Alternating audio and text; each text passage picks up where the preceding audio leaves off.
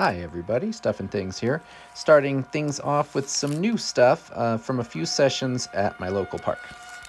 You can probably tell right away that this is different and new because I never skate this tombstone ledge. I don't know why, it's just something I've never tried to do, and I gave it a couple half-hearted tries not long ago, and it felt like something I could possibly do, so I decided today was the day I was going to see if I could learn it.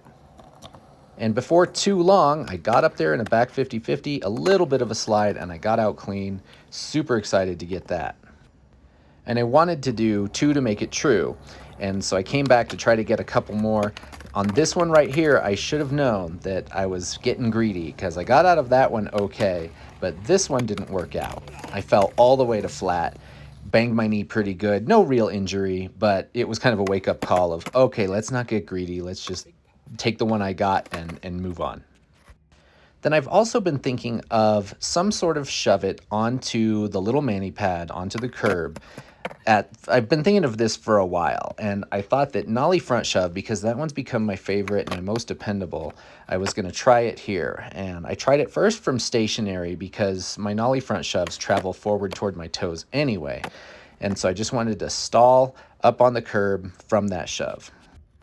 After I got a couple of those, it was time to add a little bit of speed, start rolling and see what happens. Took a lot of tries and a lot of experimenting with how far away from the curb do I need to be?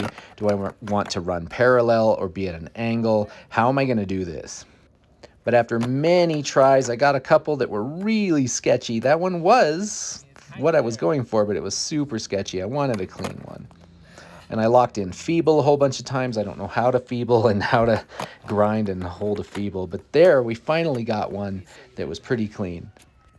And I was running up to my camera to see if I recorded that because I was at like 4% battery and I knew it was going to die. And then when I finally got a clean one, I was like, oh, I hope it has battery.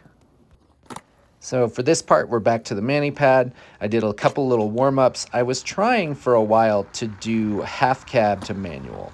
And I got this trick at Woodward Copper a while back, but I haven't gotten another one since. It's been really evasive. I can do half cabs just fine, but I can't find that balance point to land after the half cab to stay in a manual. On this day, I got pretty close. I had a few that started in a manual, but it's really hard to maintain it. Then I also wanted to try something like a shove into a nose mani. I figured, well, okay, going into regular manual isn't working, so I was going to see if I could land into a nose manual in a different way. This is really hard. I was doing nollie front shove again because I'm comfortable with it. And what I tried to do was land that trick and then get into a nose manual quickly, just to sort of get that mindset of, no, you're not just landing with both feet like you always do. You need to land with weight on your front foot and bend the back knee and see if I can land in a nose manual.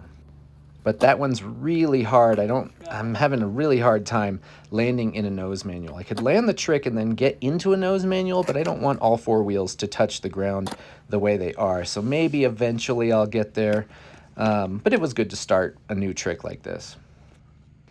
And then for the next part, we're going back to the hip. I've discovered that I really like this hip and that there's a number of tricks I can do on it. I've never been a hip guy before, but I'm quickly coming around to it and understanding why it's so much fun.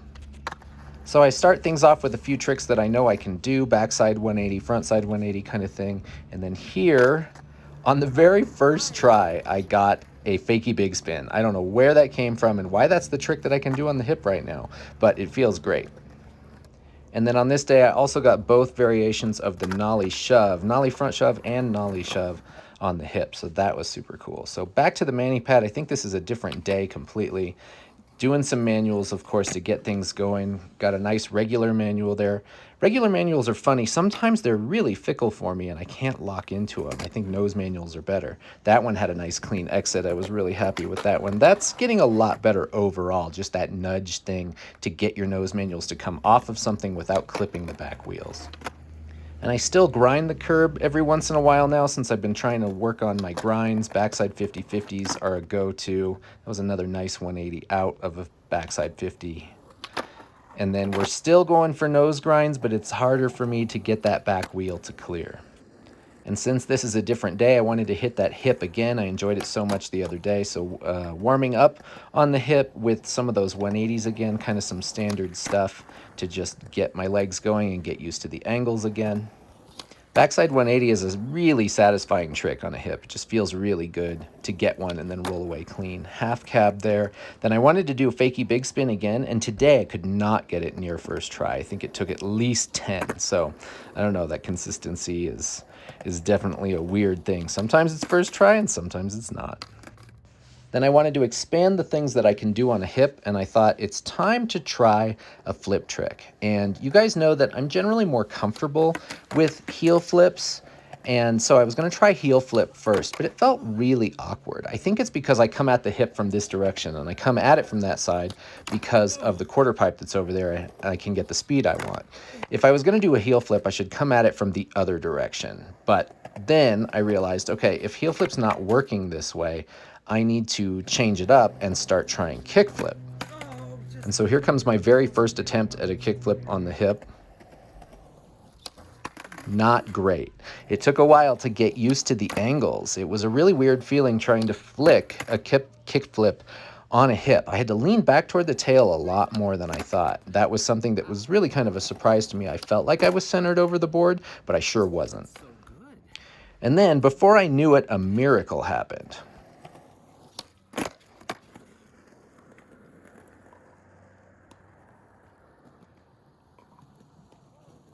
It might be ugly, the flip is weird, I stumble around when I land, but I landed one. It was such a surprise, and you can tell by my body language, I was just kind of frozen there, and I was like, what just happened? I had no idea that that was possible that quickly for me.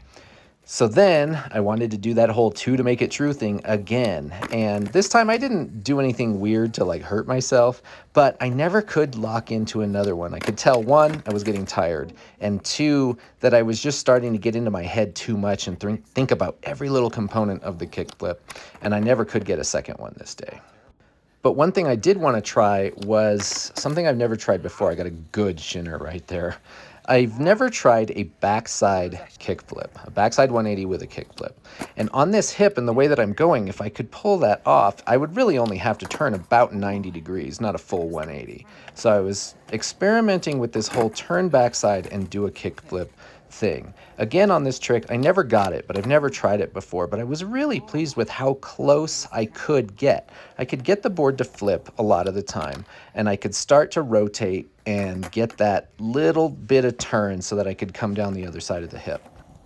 But at this point, my brain is having a really hard time comprehending doing a flick and rotating my shoulders and turning backside and doing everything that needs to happen. There's just so many pieces in that puzzle of what needs to go down to make this trick work. But I will keep working at it because I feel like it's something that eventually I can work my way to.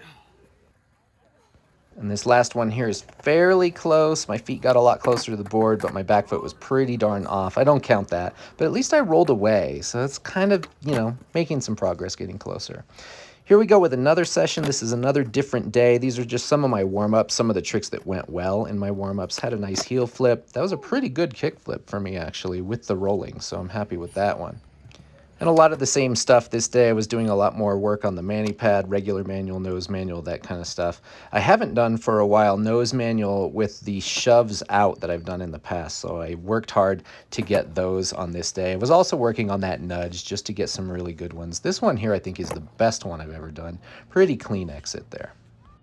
And before we close out this video, I want to ask your opinion. So the last couple of videos that I've put out have been a little bit longer. This one's almost 10 minutes. Do you like me saving up sessions and then doing a longer video? Or would you like more videos, but they're all shorter, like 3 or 4 minutes each? Tell me what your preference is, or if you don't even have one. And then last but not least, I'm going for a kickflip again off the mani pad. I got that big primo there. But I've come to realize that I think primos are sort of good luck. It means I'm really close, and then I almost got it. And there we got our second kickflip off of the mani pad, and I'm really excited to get another one of those. We take those. We take those. So as always, thanks for watching, and we'll see you next time.